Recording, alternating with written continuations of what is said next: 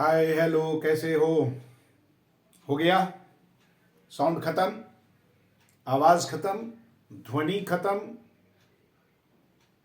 मानव का कर्ण खत्म। आज हम लोग बात करेंगे अगले चैप्टर, कुछ क्वेरी के अकॉर्डिंग। सर पहले वर्क एंड एनर्जी करवा दीजिए, तो मैं लेके आ गया हूं वर्क एंड एनर्जी। हो सकता है किसी के स्कूल में इसका टेस्ट होना हो, तो चलिए हम लोग वर्क एंड एनर्जी की बात करते हैं। काम करते हैं कुछ।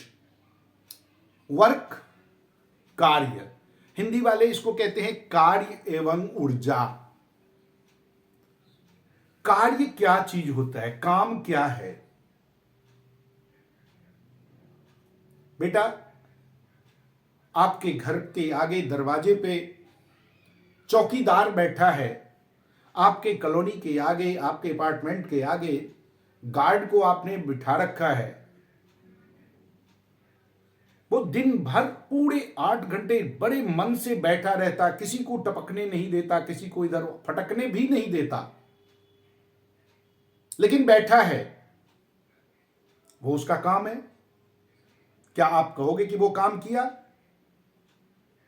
हम साइंस की लैंग्वेज में बात करें, हम साइंस की भाषा में बात करें, तो वो कुछ काम नहीं किया। क्योंकि हमारा साइंस बताता है work is said to be done when an applied force produce a displacement in the body in its own direction. Work define करते हैं is said to be done when, कब? when an applied force, applied क्या होगा? Force. Applied force.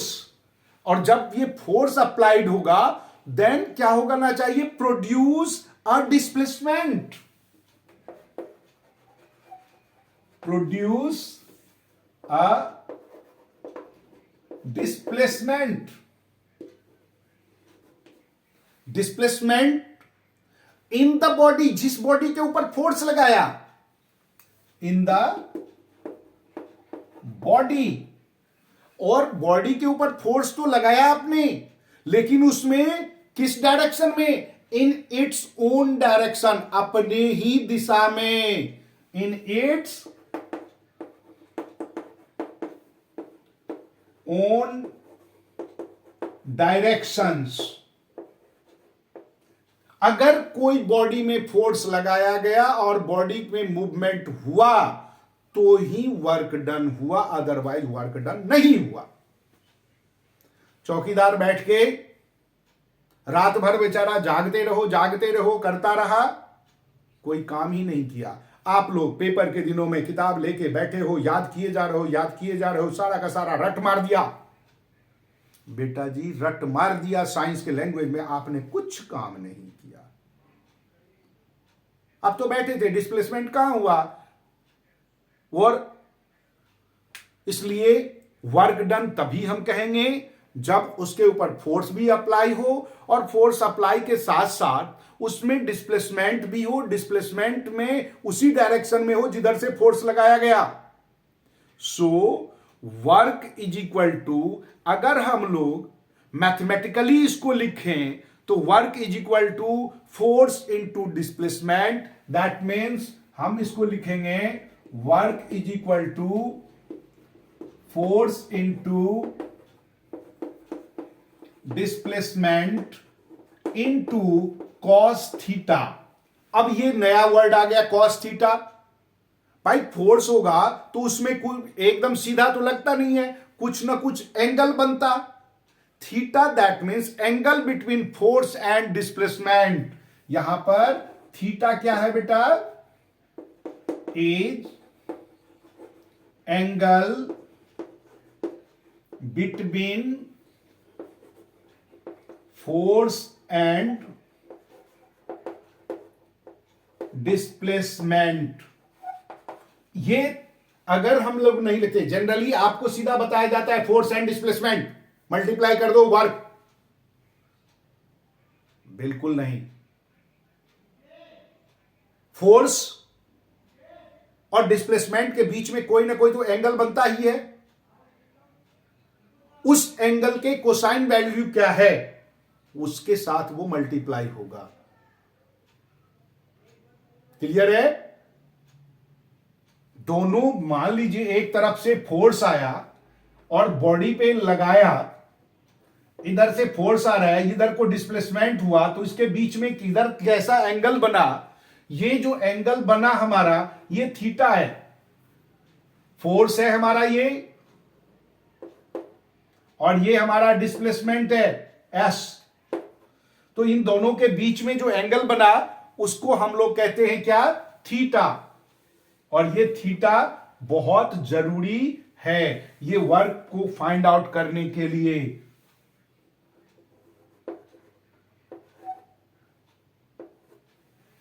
अब work है, physical quantity है, तो इसका कुछ ना कुछ तो ऐसा यूनिट होगा। यूनिट तो होता ही है हर किसी का, और फिजिकल क्वांटिटी है तो इधर ये वेक्टर होगा या स्केलर होगा। तो आपको बता दूं, work is your scalar quantity. Work आपका वेक्टर नहीं है, इसमें डायरेक्शन मेंशन नहीं होगा। वर्क इज वेक्टर नहीं, sorry, it is scalar. Hindi वाले इसको सदिश अदिश के नाम से जानते हैं, हमने मोशन चैप्टर में पढ़ा था, नहीं तो आप प्लेलिस्ट में जाइए ढूंढ लीजिए। स्केलर,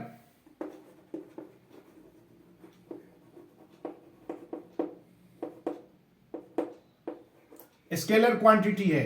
एसआई यूनिट क्या है इसका? वर्क का। वर्क, क्योंकि इसमें हमने फोर्स लगाया वर्क में, तो इसका मतलब इसका एसआई यूनिट जूल है,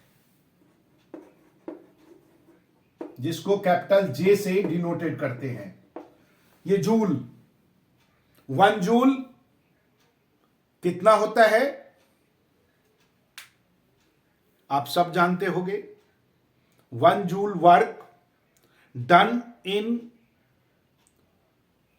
1 joule if force is 1 Newton.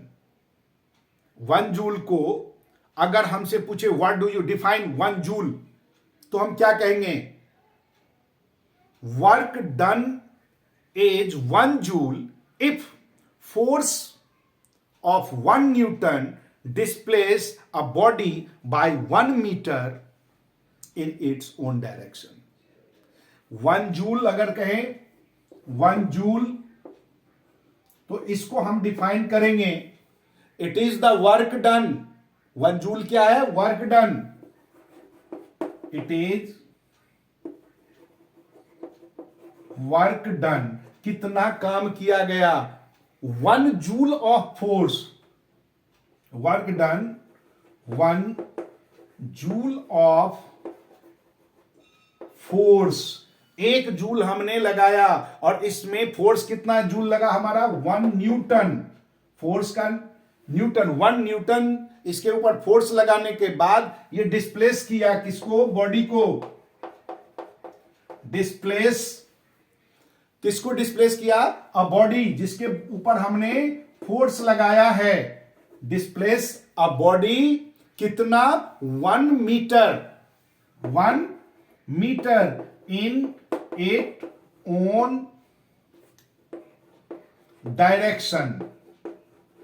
जो 1 न्यूटन बल लगाने के बाद 1 मीटर अगर डिस्प्लेसमेंट हुआ तो वो 1 जूल वर्क काम हुआ, वो 1 जूल कहलाएगा। वर्क के लिए कुछ कंडीशन है। कंडीशन फॉर वर्क, कंडीशन क्या है? अगर नॉन जीरो फोर्स है, non zero force is applied, मतलब फोर्स निश्चित ही लगना चाहिए, नॉन जीरो नहीं हो। Condition for work, first a non zero force is applied, और सेकेंड दूसरा कंडीशन है कि उसमें डिस्प्लेसमेंट होना जरूरी, द बॉडी गेट्स डिस्प्लेस।